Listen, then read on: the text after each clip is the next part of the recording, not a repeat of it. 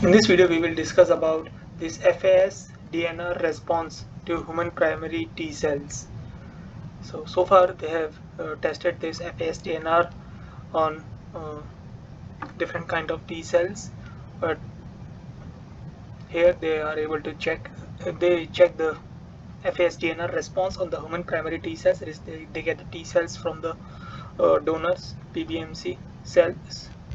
So in the wild type, what happens is that the FASL interact with these receptors on the T cells, and it will trigger these intercellular signaling pathways, that is FAD pathways get triggered because of the trimerizations of these intercellular signalings, that is FASL mediated trimerizations. But in the mutations, what they did is they used two different kind of mutations. First, they did the point mutations, where aspartate is mutated with valine at 244 positions, and in other case they truncated this intercellular domain part, and they use these two different kind of mutations to check the effect of FAS-DNR on human primary T cells.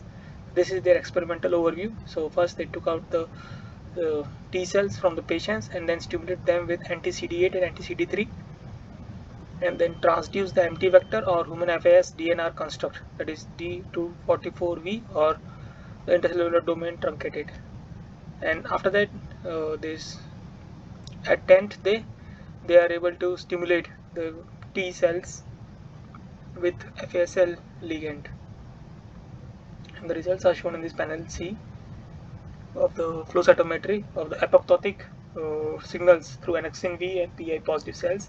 We can see that for D244 V mutant, when it is not triggered by FASL, or the thymine negative cells, uh, that is those are not transduced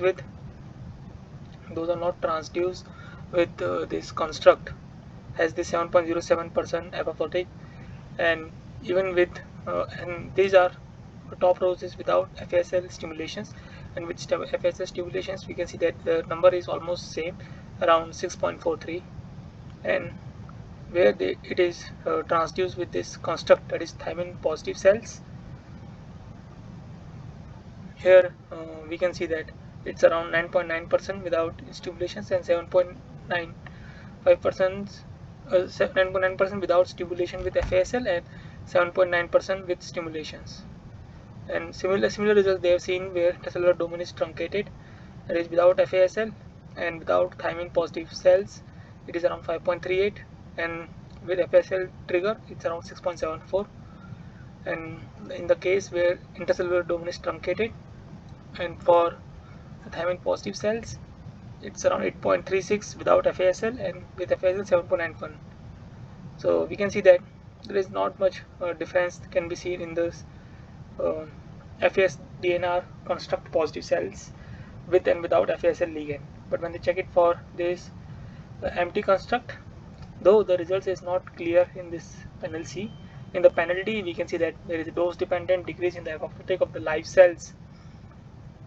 Dose means with increase in the dose of FASL, they see a less amount of T cells that are transduced with empty construct. But for the case of where this point mutation is there, we can see that the cells are able to sustain the increased FASL concentrations, and similar results they have seen for the case where the intercellular domain part is truncated. In that case also we can see that thymine positive cells are able to sustain the increased FASL concentrations, whereas thymine negative cells are shows a death. So this together indicates that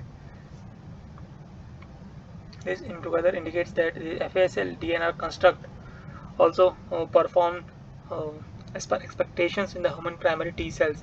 That is, it will prevent apoptosis by disrupting the apoptotic pathways that is triggered by FASL ligand interacting with the receptors that are present on the cell surface. And this is the same results that they have observed for the other T cells that they have checked, and the results that we have discussed in our previous videos. So I hope you understood how they validate their hypothesis, or how they shows that FAS-DNR response is also in the acceptable range in this human primary T cells. That's all for this video. So if you need to understand more about their experiments in detail, you can go through the reference that has been provided in the description. Thank you for your time.